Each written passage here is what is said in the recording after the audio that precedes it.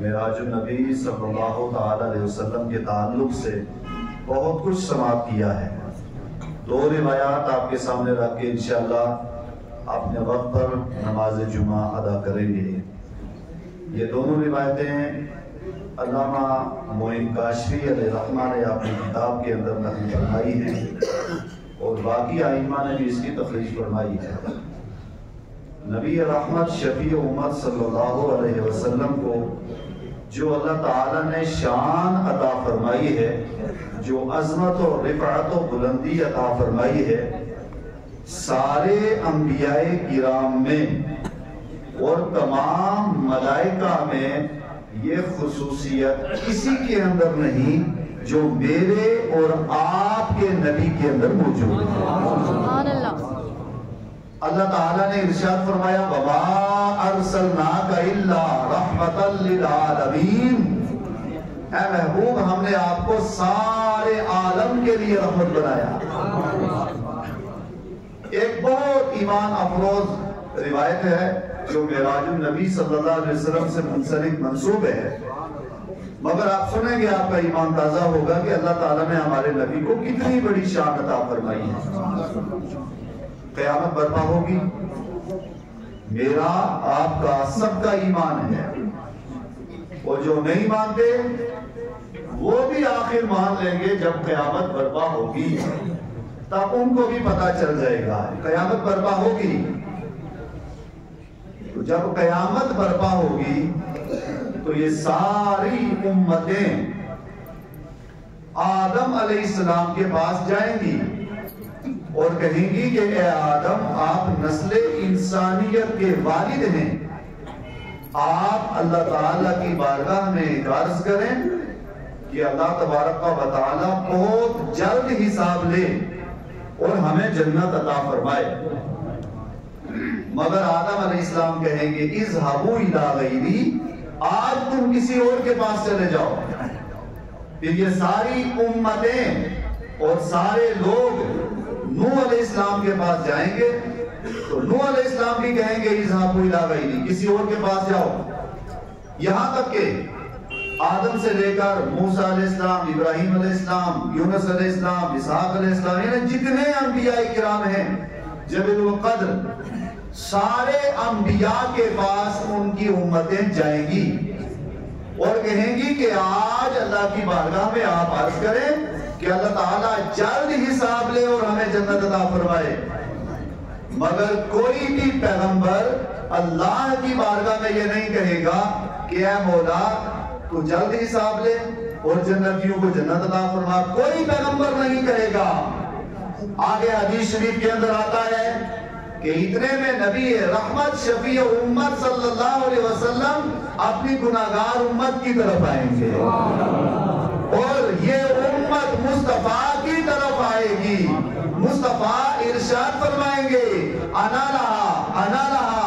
آدم نے منع کیا، نوح نے منع کیا، ابراہیم نے منع کیا، اسماعیل نے منع کیا، اسحاق نے منع کیا، سارے انبیاء نے منع کیا. سب نے ایک ہی جملہ کہا آج تم کسی اور کے پاس چلے جاؤ. میرے آقا فرمائیں گے اے میرے امتیوں آج آپ غم سے جو ہے پریشان نہ ہو، غمگین نہ ہو. سب نے منع کر دیا مگر آج میں رب کی بارگاہ میں تمہاری سفارش پیش کروا دوں. میرے آقا فرمائیں گے انا لہا، میں ہی ہوں، اس کے لیے میں ہوں، آپ میرے پاس. یہ امت سرکار کے پاس جائیں گی، سرکار ان کی طرف آئیں گے. اور آگے حدیث میں آتا ہے نبی پاک صلی اللہ علیہ وسلم سجدہ کریں گے، اپنے سر کو زمین پر رکھیں گے، سجدہ کریں گے. اللہ تعالیٰ فرمائے گا ارفع راسک یا محمد صلی اللہ علیہ وسلم، اے محبوب اپنے سر کو سجدے سے اٹھا دیجئے. آپ جو مانگیں گے عطا کیا جائے گا، جو کہیں گے آپ کی بات مانی جائے گی، آپ جس کی شفاعت کریں گے ان کو جنت عطا فرما دی جائے گی. یہ روایت آپ نے بارہا سنی ہے مگر اس روایت کے اندر ایک پوائنٹ آپ کے سامنے رکھنا چاہتا ہوں. جو اللہ تعالیٰ نے میرے اور آپ کے نبی کو شان عطا کیا وہ کسی اور پیغمبر کو، زور سے بولو، کسی اور کو نہیں عطا کی. جو ہمارے اور آپ کے نبی کو اللہ نے شان عطا کی ہے. گھر میں جب تک انسان پر کوئی پریشانی نہ آئے یا کسی طاقتور یا کمزور سے جب تک اس کو بانا پڑے، جب تک آمنا سامنا نہ ہو، تب تک انسان کسی بھی معاملات کے اندر اس کو جو ہے اس کا آمنا سامنا نہیں کر سکتا۔ جب پہلی بار انسان کے گھر میں کوئی پریشانی آتی ہے، اللہ ہم سب کو محفوظ رکھے، پہلی بار پریشانی آتی ہے تو انسان کا دماغ پزل ہو جاتا ہے کہ میں اس پریشانی سے کیسے مقابلہ کروں، کس طرح کروں، انسان سوچتا رہے گا تھوڑی دیر تک۔ لیکن جب پہلے کی بنسبت ایک دو بار اس کے گھر میں کوئی حادثہ ہو گیا، مثلا کسی کا انتقال ہو گیا یا کوئی اور مسئلہ ہو گیا، تو اب دوسری بار جب انتقال ہوگا تو انسان بآسانی سارے معاملات حل کر پائے گا، اپنے آپ کو سنبھال لے گا۔ لیکن جب پہلی بار اس کے یہاں انتقال ہوا، یعنی پہلی بار کا مطلب یہ نیا مکان بنایا تھا، سارے لوگ وہاں بڑے عیش و آرام کے ساتھ رہ رہے تھے، اچانک انتقال ہو گیا، انسان پریشان ہو جاتا ہے، اس کو کوئی بات سمجھ نہیں آتی کیا حل کیا جائے، کیسے کیا جائے۔ لیکن اس کی بنسبت دو تین بار اگر پہلے کسی کا کوئی حادثہ دیکھا ہو اور اس کے سارے معاملات گزرے ہو تو اچھی طریقے سے وہ اس کو ہینڈل کر لے گا۔ قیامت برپا ہوگی، اور قیامت کی تباہی کے لیے یہ ہے کہ دنیا کا سب سے بھیانک اگر کوئی دن ہوگا تو وہ دن قیامت کا دن ہے۔ اس کے لیے اتنا ہی کافی ہے کہ یہ قیامت کا دن ہے۔ کتنی تباہی ہوگی؟ روایات کے اندر آتا ہے، اور قرآن کریم اٹھا کے دیکھیں، قیامت کے دن یہ جو منڈی کے بڑے بڑے پہاڑ آپ دیکھ رہے ہیں نا، یہ پہاڑ ایسے آپ کو اڑتے ہوئے نظر آئیں گے جیسے کہ آپ کوئی ہاتھ میں مٹی لے لیں یا آٹا یا کوئی اور چیز لے لیں، ایسے ہوا میں اس کو اڑائیں، ایسے کہ پہاڑ اڑتے ہوئے نظر آئیں گے، آسمان ہٹ جائے گا، زمین ٹکرائے گی، کیا کیا سلسلے ہوں گے، یہ سارے معاملات ہوں گے۔ اب جب قیامت کے دن سارے لوگ جمع ہوں گے تو کوئی بھی پیغمبر اللہ کی بارگاہ میں یاد نہیں کرے گا کیا مولا اس امت سے جلد حساب لے اور جنتیوں کو جنت عطا کر۔ کیوں؟ اس لیے کہ یہ جتنے بھی ہیں سب نے، مشاہدہ الگ بات ہے، مگر بنفس نفیس جسم و جسمانیت کے ساتھ ان ساری چیزوں کو دیکھ لینا، یہ سارے مناظر سارے انبیاء نے نہیں دیکھے، جو تنہے تنہا مصطفیٰ جان رحمت نے معراج کی رات کے اندر دیکھے۔ آقا کریم صلی اللہ علیہ وسلم فرماتے ہیں میں نے دوزخ، ایک مثال، آقا کریم فرماتے ہیں میں نے دوزخ کو دیکھا، دوزخ کے اندر ایک وادی دیکھی، ایک وادی کے اندر سرنگ ہے، اس سرنگ میں 70,000 سرنگیں ہیں، ہر سرنگ میں 70,000 کمرے ہیں، ہر کمرے میں 70,000 مکان ہیں، ہر مکان کے اندر 70,000 تخت ہیں، ہر تخت کے اندر 70,000 صندوق ہیں، ہر صندوق کے اندر 70,000 قسم کے عذاب ہیں دوزخ کے اندر، جو اللہ تعالیٰ نے گناہگاروں کے لیے تیار کر کے رکھا۔ یہ سارے مناظر سرکار نے معراج میں دیکھے، جنت کو بھی دیکھا، دوزخ کو بھی دیکھا، فضا دیکھی، خلا دیکھی، سارے کائنات سب کچھ آپ نے دیکھا۔ جب آپ نے سارا کچھ پہلے دیکھ لیا تو پہلے دیکھنے کے بعد ہوتا یہ ہے کہ انسان کا دل اور مضبوط ہو جاتا ہے۔ مصطفیٰ کا دل تو پہلے ہی مضبوط ہے، اللہ نے اور مضبوط کر دیا اور فرمایا کہ محبوب قیامت بعد میں ہوگی، قیامت میں کیا کچھ ہوگا آپ معراج میں آ کر کے دیکھ لیں، دوزخ کیسی ہے اس کو بھی دیکھ لیں، جنت کیسی ہے اس کو بھی دیکھ لیں، قیامت میں کیا ہوگا اس کو بھی دیکھ لیں، تاکہ آپ کا دل اور مضبوط ہو جائے۔ جب قیامت کا دن آئے سارے لوگ خاموش ہو جائے، مصطفیٰ جان رحمت پہلے ہی بار کے رب کی بارگاہ میں عرض کریں، اے مولا یہ گناہگار بھی ہیں، خطا کار بھی ہیں، گناہ بھی کیے ہیں، سب کچھ ہے، لیکن مولا یہ تیرے ماننے والے ہیں، میرے وفادار ہیں، سب کو بغیر حساب کے جنت عطا فرما دے۔ نبی رحمت صلی اللہ علیہ وسلم فرماتے، بس آخری بات اور بات ختم، آقا ہی صاحب فرماتے ہیں، توجہ ہے حضرات کی، زور سے بولے سبحان اللہ، ایک بات آپ کے سامنے، نبی یہ بات فرماتے کہ میں جب قیامت کے، جب میں عرش کے اوپر گیا اور پھر میں نے دوزخ کو دیکھا، میرے لیے زمین پھٹ گئی۔ اس پر میں پوری توجہ چاہوں گا آپ حضرات کی۔ سرکار فرماتے میں جب عرش پر گیا تو جبریل نے مجھے کہا نیچے دیکھو، جب میں نے نیچے دیکھا میرے لیے زمین پھٹ گئی، یہاں تک کہ آقا فرماتے کہ میں نیچے تک دیکھتا گیا، تحت الثری تک میں نے دیکھا۔ ایک کہاں عرش پر زمین پھٹی، تحت الثری تک آپ کے لیے دکھایا گیا۔ آقا فرماتے میں نے دوزخ کو دیکھا، دوزخ کے اندر جہنم کی آگ دیکھی، دوزخ کے اندر میں نے ایک وادی دیکھی، اس ایک وادی کے اندر 70,000 سرنگیں بنی ہوئی دیکھی، ہر سرنگ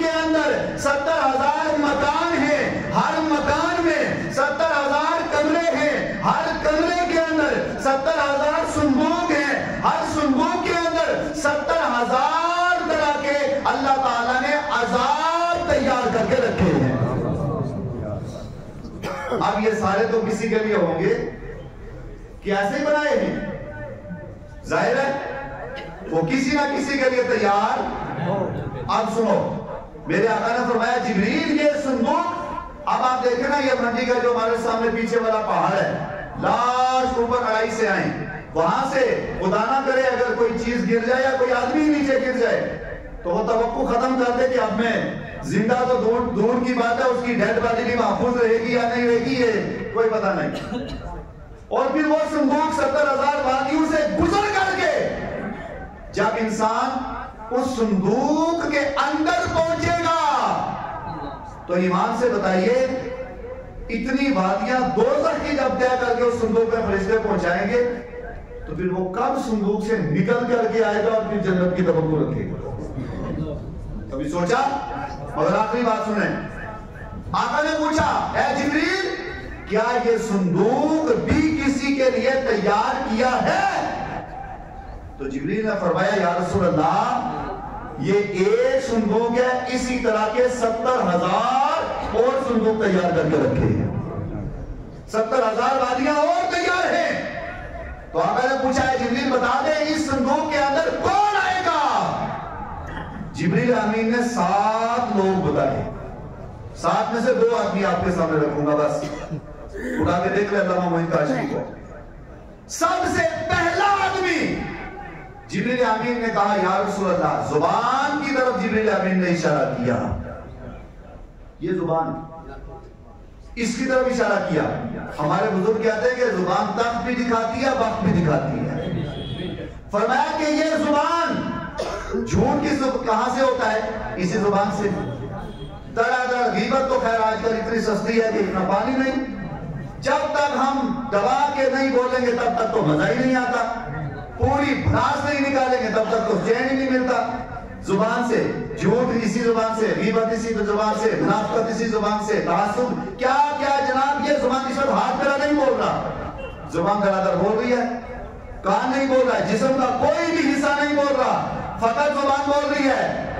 اس دن کو یاد کریں، سورہ یاسین شریف کے اندر الیوم نختم علی افواہہم، آج کے دن تمہاری زبانوں پر مہر لگا دی جائے گی۔ وہ کون سا دن ہوگا؟ قیامت کا دن۔ قیامت میں جب زبان پہ مہر لگے گی، یہ ہاتھ بولتا ہوا نظر آئے گا۔ آج میں اس جسم کے لیے کیا نہیں کرتا، ہزاروں کا ہم لباس پہنتے ہیں جسم کے اوپر، اس جسم کو کتنا سجاتے ہیں، مگر خدا کی عزت کی قسم جب قیامت کا دن قائم ہوگا، سب سے پہلے اگر میری کوئی مخالفت کرے گا، میرا رشتہ دار نہیں کرے گا، پڑوسی نہیں کرے گا، گھر والا نہیں کرے گا، سب سے پہلے میری مخالفت کے لیے میرا ہی جسم کھڑا ہوگا، وہ بولتا ہوا نظر آئے گا، میں کچھ نہیں بول پاؤں گا، اس لیے نہیں بول پاؤں گا میری زبان بند ہوگی۔ آقا ارشاد فرماتے ہیں، جبریل نے فرمایا کہ پہلا آدمی زبان۔ میرے آقا نے ایک ضمانت دی ہے، ضمانت، ہمارے پیر صاحب موجود ہیں یہاں، پیر صاحب آگے کہتے ہیں کہ ماں صاحب اس بچے کی مجھے جج کے پاس کہتے ہیں، جج کے کہتے ہیں یا ڈی سی صاحب کو کہتے ہیں، ڈی صاحب یہ بچہ اس کو آپ چھوڑ دیں، میں ضمانت دیتا ہوں۔ اب وہ مجرم ہو کچھ بھی ہو تو ڈی صاحب کہیں گے پیر صاحب کا آنا دیکھا جائے گا، اب مجرم نہیں دیکھا جائے گا۔ میرے آقا ارشاد فرماتے ہیں ضمانت دی ہے میرے آقا نے۔ آقا فرماتے ہیں ایک چیز کی گارنٹی تم دے دو، ایک چیز کی گارنٹی میں دیتا ہوں۔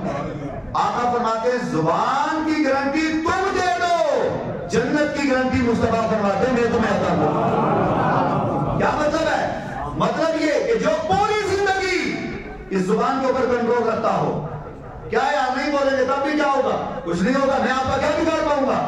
بولو ایمان سے، کچھ نہیں بگاڑ پاؤں گا، آپ میرا کیا بگاڑ پائیں گے؟ کچھ نہیں بگاڑ پائیں گے۔ بولنے سے کیا ہوگا؟ ادھر ادھر کرنے سے کیا؟ کچھ نہیں۔ زبان کو غلط استعمال کرو گے، دوسری کا کچھ نہیں بگاڑ پاؤ گے۔ آقا ارشاد فرماتے بہرحال میرے آقا نے فرمایا تم زبان کی گارنٹی دے دو، جو زبان کی گارنٹی دے گا، جو ہی انتقال ہوگا قبر میں بعد میں پہنچے گا، اس کی قبر جنت کا باغ پہلے بن جائے گا۔ فرمایا کہ پہلا آدمی زبان، جو اس صندوق پر زبان کو غلط استعمال کرے گا اس صندوق تک پہنچے گا، اور دوسرا آدمی نماز پڑھنا نہ پڑھنا برابر سمجھتا ہے، مرضی آئی پڑھ لی، مرضی آئی نہیں پڑھی، نہ پڑھی تب بھی برابر ہے، پڑھ لی تب بھی برابر ہے۔ پڑھ کر کے بھی نہ پڑھنی برابر تو دوسرا آدمی ہے. اس کے علاوہ اور بھی ہے انشاءاللہ پھر کبھی آپ کے سامنے ذکر کریں گے. بہرحال اس بات کو یاد رکھیں, اس زبان کی حفاظت کریں. خدا نے ایک بہت بڑی نعمت دی ہمیں, اس کو پوچھو زبان کی قدر. ادھر ادھر استعمال کرنے والے اس کو پوچھو, جس کے پاس زبان نہیں ہے اس کو پوچھے ذرا اس زبان کی کیا قدر ہے, مجھے کیا قدر ہے. آنکھ کی قدر اس کو پوچھو جس کو آنکھ نہیں ہے. کان کی قدر اس کو پوچھو جو بہرا ہے, سن نہیں سکتا. اس جسم کی قدر اس کو پوچھو جس کے پاس, جو بیچارہ اس وقت بیکار بیٹھا ہے, کمزور ہے, چل نہیں سکتا ہے. خدا نے مجھے اور آپ کو زبان بھی دی ہے, طاقت بھی دی ہے, قوت بھی دی ہے.